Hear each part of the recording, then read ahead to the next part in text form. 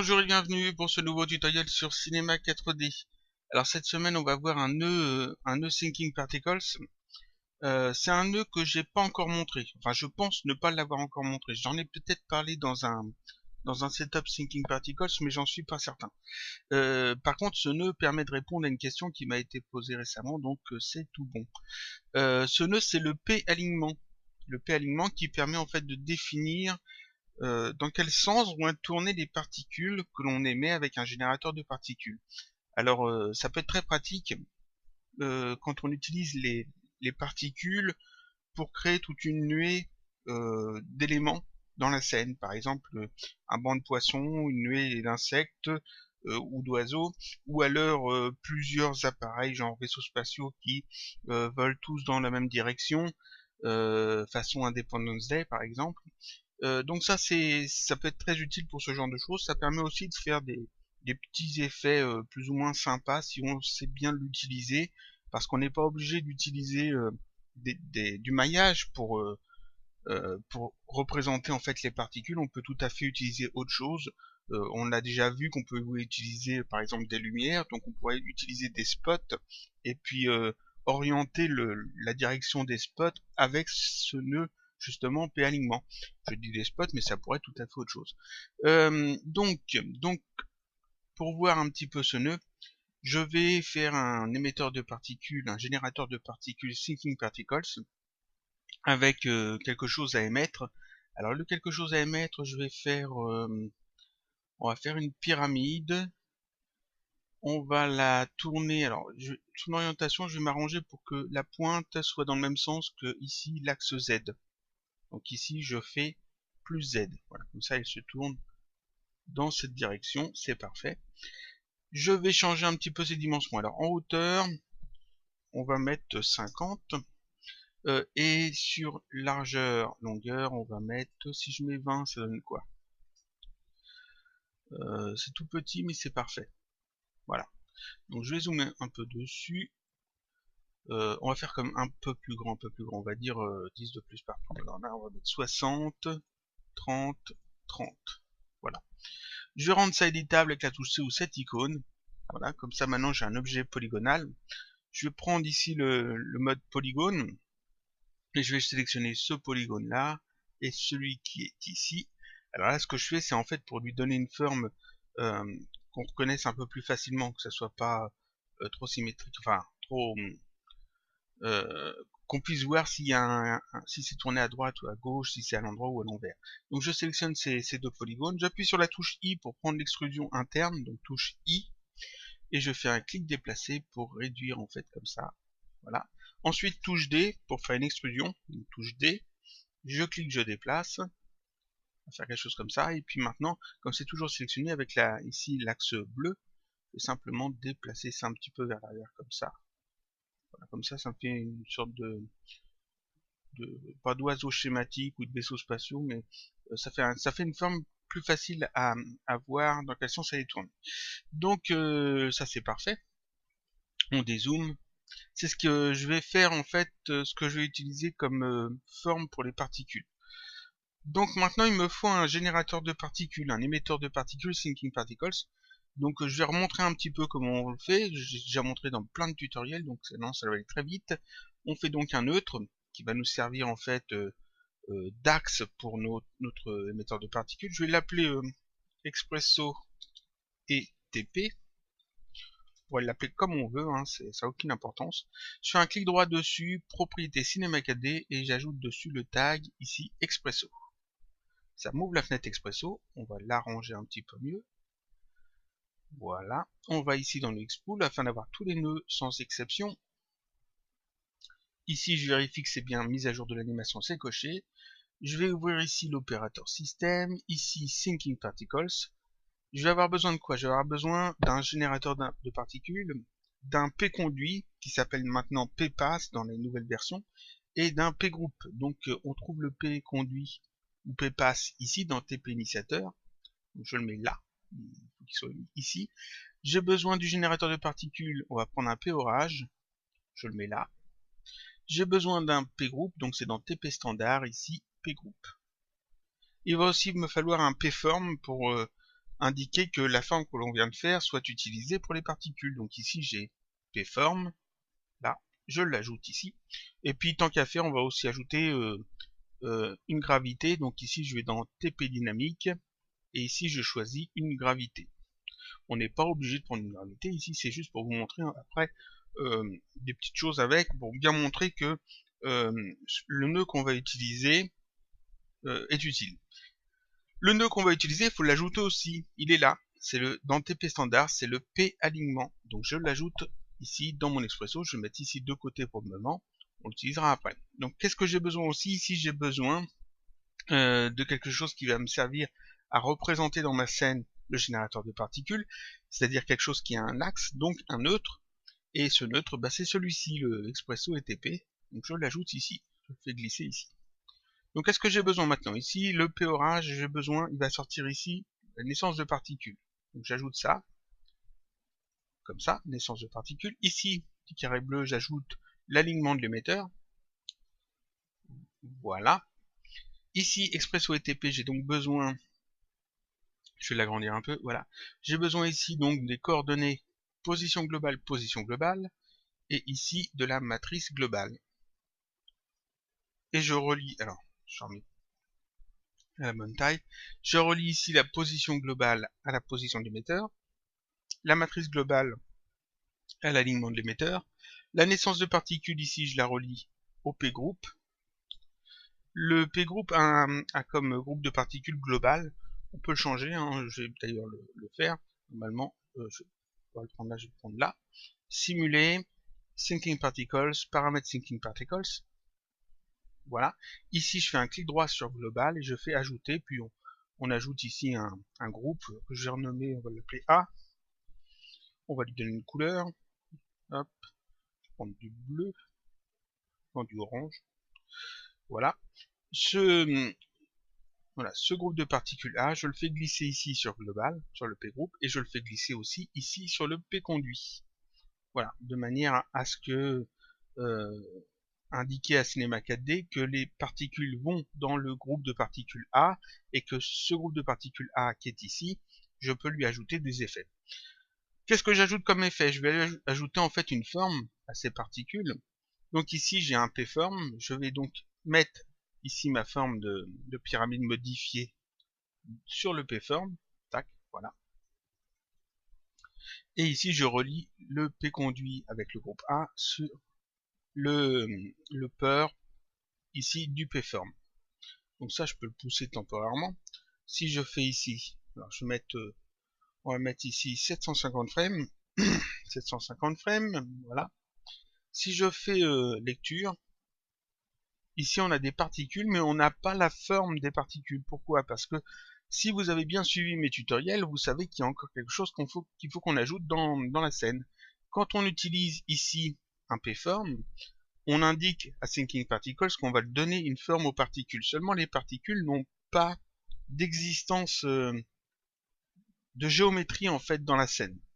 Il faut donc ajouter ici dans la scène, avec Simuler, Thinking Particles, ici une géométrie de particules qui va nous permettre donc de gérer une géométrie, de la géométrie des polygones sur nos particules. Donc ici, je clique là-dessus, ça m'ajoute une géométrie de particules, et comme je suis malin et que je n'ai pas fermé cette fenêtre-là parce que je savais que j'allais en avoir besoin, ici, le groupe de particules A, je vais le faire glisser ici dans groupe de particules, qui est dans les paramètres de ma géométrie de particules.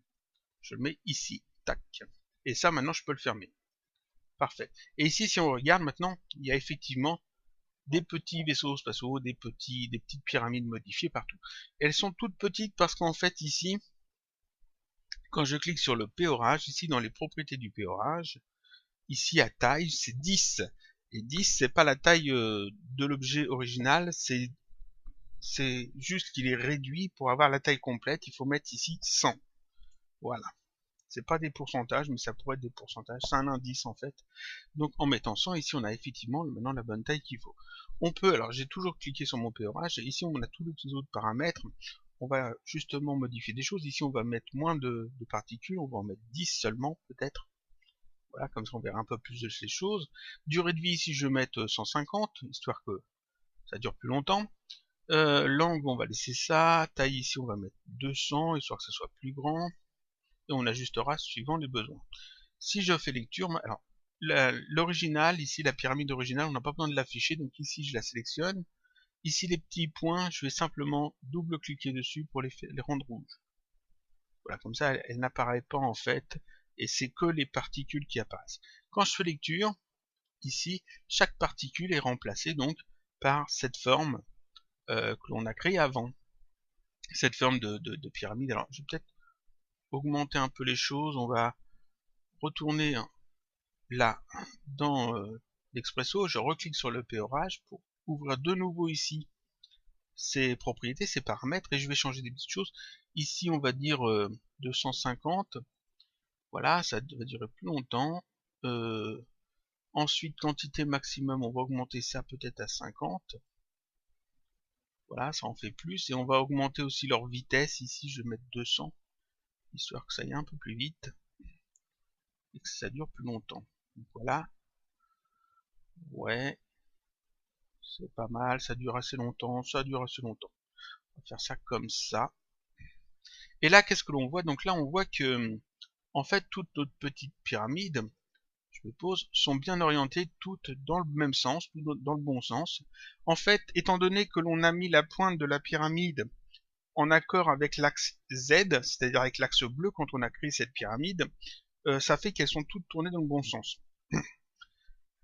Ça, c'est très bien, c'est très bien. Maintenant, ici, on va ajouter notre P-gravité. Alors, pour ajouter le P-gravité, il me faut un axe dans la scène, donc je vais ajouter un nouveau neutre. Je vais appeler G, comme gravité, on peut l'appeler comme on veut. Ce neutre G, je le fais glisser ici sur le P-gravité. Donc ici, dans la scène, il a changé de forme, ce neutre. Je le sélectionne, et puis je peux le déplacer. Vous voyez qu'il a changé de forme. Maintenant, c'est un plan avec une flèche. La flèche indique le sens de la gravité. Donc ici, c'est vers le bas, histoire d'être un peu logique. Donc je le fais tourner de moins 90 degrés. Voilà, on indique que la gravité va vers le bas. Et on va ajouter donc cette gravité, ici, en la reliant sur le P conduit. Donc les particules du groupe, du groupe A, dans le P conduit, sont soumis à la gravité que l'on a définie ici, avec ce neutre, et on indique la gravité vers le bas. Je clique ici sur le nœud gravité, et ici je peux modifier par exemple l'intensité, on va mettre un peu plus, on va mettre 300. Voilà. Et puis on fait lecture, alors j'en mets à 0, et je fais lecture, et on voit que en fait les vaisseaux tombent. C'est parfait. On remarque en fait qu'ils tombent en restant bien horizontal. C'est-à-dire qu'en fait, les particules, ici nos petites pyramides, nos petits vaisseaux spatiaux schématiques, ne changent pas d'orientation. Ils ne foncent pas vers le bas, ils tombent. Si je veux utiliser cet effet de gravité, ou n'importe quel autre effet, hein, j'aurais pu utiliser un P-vent pour faire un effet de vent et pousser les particules dans un sens, j'aurais pu utiliser plein d'autres choses.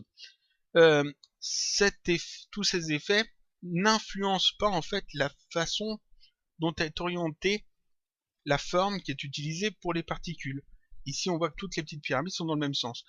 Ce qui serait plus logique, ce serait qu'en descendant, les petites pyramides, ici, pointent le nez vers le bas, ou pointent le nez vers la direction dans laquelle ils vont. Et c'est là qu'intervient donc le nœud P-alignement. Alors ce que je vais faire, je vais simplifier un peu ma fenêtre. Voilà, parfait. Ici, P-alignement, c'est un truc qui est tout basique à utiliser. Il y a juste à le raccorder en fait au P-conduit des particules que l'on veut utiliser avec ce P-alignement. Ici, ce sont ces particules-là. Donc ce que je fais, je relie simplement ici particules au groupe de particules A du P-conduit. Là, je l'ai fait, je l'ai ajouté. On regarde ce que ça donne, et ici, on va voir que ça va être le fouillis complet. Voilà, ici, on voit que toutes les petits vaisseaux sont orientés dans n'importe quel sens. Ils tombent toujours, ils sont toujours soumis à la gravité, etc.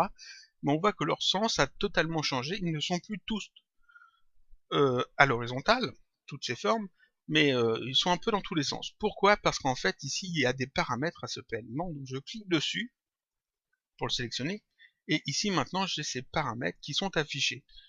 Et on voit que par défaut, le type c'est aléatoire. Bon, voyons un petit peu ces paramètres. Ici, transition, c'est... non, je vais d'abord montrer le type en premier parce que tout le reste va découler en fait de ce paramètre. Ici, donc, type, on a aléatoire, c'est le type par défaut. On a 100, si je mets 100 et que je fais lecture, on voit qu'on est revenu sur le truc de base. Toutes les petites pyramides sont à l'horizontale et tombent à l'horizontale bêtement, sans suivre le mouvement ni rien. Si je mets aléatoire, chaque petite pyramide va avoir un sens totalement aléatoire, c'est-à-dire que parfois ils vont regarder à droite, à gauche, en haut, en bas, etc. Ici j'ai quoi d'autre? J'ai direction du flux, ça c'est très intéressant. Ici en fait, on va demander aux particules, et donc à leur forme, de s'orienter dans le sens dans lequel les particules sont en train d'aller. C'est-à-dire que si les particules vont tout droit, la pyramide sera toute droite. Si les particules descendent, la pyramide va pointer vers le bas. On regarde ça et là on voit que effectivement les pyramides pointent le nez vers le bas.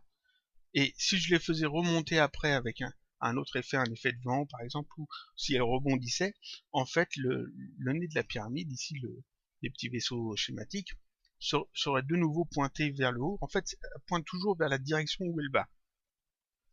Ici ensuite on a X, Y et Z, c'est simplement les axes ici du monde. Y c'est l'axe vert vers le haut, X l'axe rouge ici, et Z c'est cet axe là.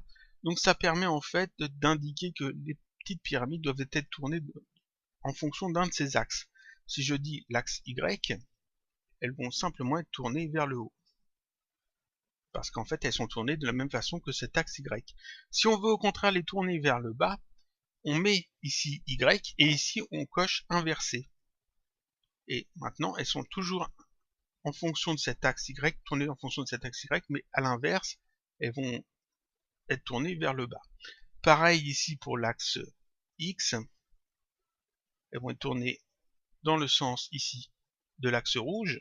On voit que elles pointent toutes dans cette direction. Si je fais inverser, ça sera dans le sens inverse. Et pareil pour Z ici, elles vont être tournées en fonction de l'axe du monde ici, l'axe bleu, comme ça. Et si je coche inverser, elles vont être tournées dans l'autre sens. Inverser permet d'inverser donc le sens, ça permet de doubler en fait chaque paramètre.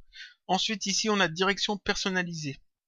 Ici en fait on indique un vecteur et ça permet de définir en fait une direction que l'on va nous-mêmes choisir avec un vecteur. Ici si je mets par exemple 10, tac, on voit qu'elles sont toutes orientées en fonction de ce vecteur. Si je mets ici 5, tac, je les ai penchés un petit peu moins. Si je mets ici par exemple 2, sont penchés encore un peu moins.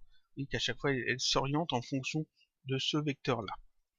Et ici, position personnalisée, voilà, là en fait elles vont être tournées vers le vecteur, le point indiqué par ce vecteur. C'est-à-dire qu'ici c'est 0, 0, 1, donc c'est un point qui se trouve à peu près ici, à peu près au centre de la scène, il y a juste 1 de décalage sur l'axe Z, et donc toutes les particules se tournent toujours vers ce point. Si je mets par exemple ici 100, elles vont toutes être tournées par là, et voilà, et 100 c'est à peu près ici dans ma scène. Donc quand elles sont générées, elles sont tournées vers ce point-là, et quand elles ont dépassé ce point-là, elles continuent quand même d'être tournées vers ce point-là. Ça peut être très utile parce qu'en fait, ce vecteur, on peut l'utiliser dans Expresso sur le nœud P-alignement directement et y attacher quelque chose. Donc on peut demander à ce que les particules soient toujours tournées vers un objet, par exemple. Donc ici je vais remettre 1, et ici je vais mettre direction du flux qui est quand même le plus intéressant. Variation, c'est la variation justement sur lequel l'effet va avoir. Si j'augmente ça, ça va faire en sorte que les éléments soient plus ou moins précis dans la direction qu'on leur donne.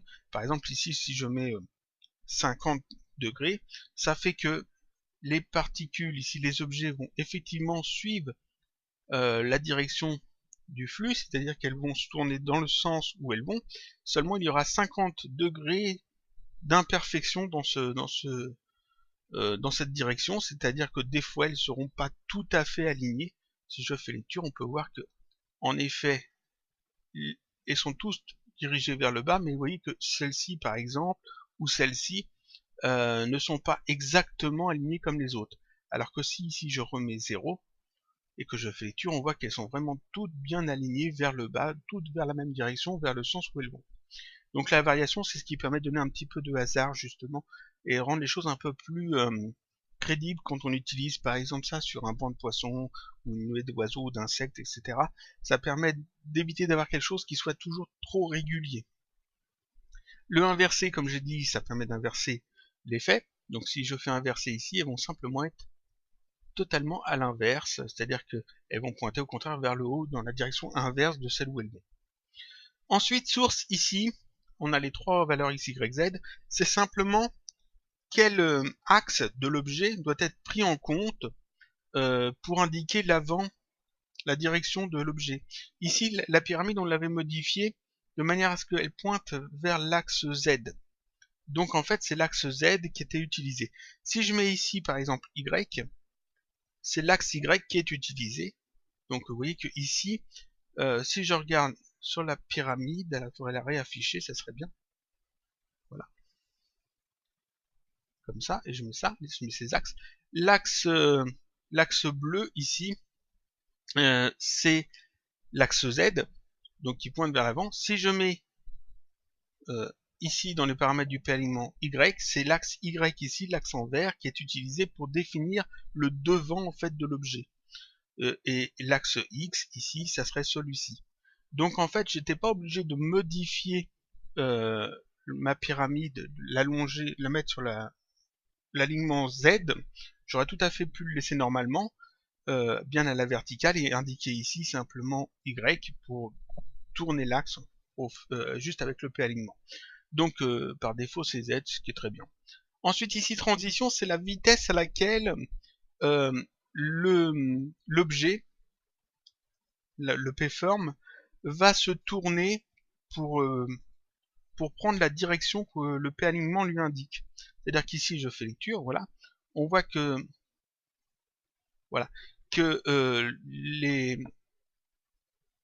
les pyramides tournent assez vite vers le bas, ils suivent assez vite en fait la direction dans laquelle elles vont. Si j'augmente ça, elles vont simplement aller beaucoup plus lentement à se tourner vers la direction qu'on leur indique. Donc si je mets 10 par exemple et que je fais lecture, on voit que ici les pyramides sortent bien droites et puis elles mettent plus de temps à tourner et à prendre la direction qu'elles sont censées prendre. Si je fais ça, on voit qu'elles sortent bien droites et puis il leur faut plus de temps pour se tourner effectivement. Alors que si je mets 0, là qu'on voit qu'elles se tournent automatiquement quasiment, elles suivent bien l'axe, bien la direction dans laquelle elles vont. Donc ici, transition, c'est en fait la vitesse à laquelle ça va se faire. Si c'est 0, c'est automatique, et puis plus on met une valeur haute, plus ce sera lent justement à l'objet de se tourner dans la direction qu'elle doit aller. Donc transition plus variation permet d'ajouter un peu plus d'effets naturels en fait. Ensuite, rotation X, Y et Z, c'est simplement un offset, c'est-à-dire un décalage par défaut. Je peux tout à fait... alors c'est un petit peu comme la modification de la source ici, c'est-à-dire que ici je peux dire d'accord, ces particules-là vont prendre cette rotation-là, cet alignement-là, mais seulement je veux que sur l'axe Z ou l'axe Y, je veux les faire tourner peut-être d'un degré particulier, et voilà. Et donc ici, elles suivent bien l'alignement comme il faut, mais seulement elles sont tournées de 43 degrés sur l'axe Y. Donc elles sont toutes tournées un petit peu comme ça sur l'axe Y. Ici, je peux remettre ça à 0. Et si je remets sans ça, donc on voit qu'elles ne sont pas tournées de 43 degrés. Et pareil ici, sur l'axe Z, on peut aussi faire tourner les particules. Voilà, on voit qu'elles sont tournées de 50 degrés. Et ici, pareil, si je veux faire tourner de 50 degrés comme ça, je peux aussi. Donc ça, c'est un décalage qui permet de ajuster en fait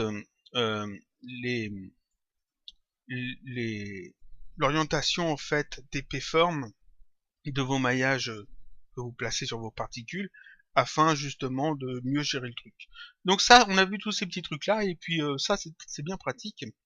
Et comme j'ai dit, ici, quand on met type ici, direction personnalisée ou position personnalisée, on a ici axe, et là on peut spécifier justement quelque chose. C'est-à-dire qu'ici, je peux tout à fait rajouter un neutre dans ma scène ou un autre objet. Alors je vais ajouter un neutre, je vais l'ajouter ici, je ne vais pas lui donner de nom, c'est pas la peine.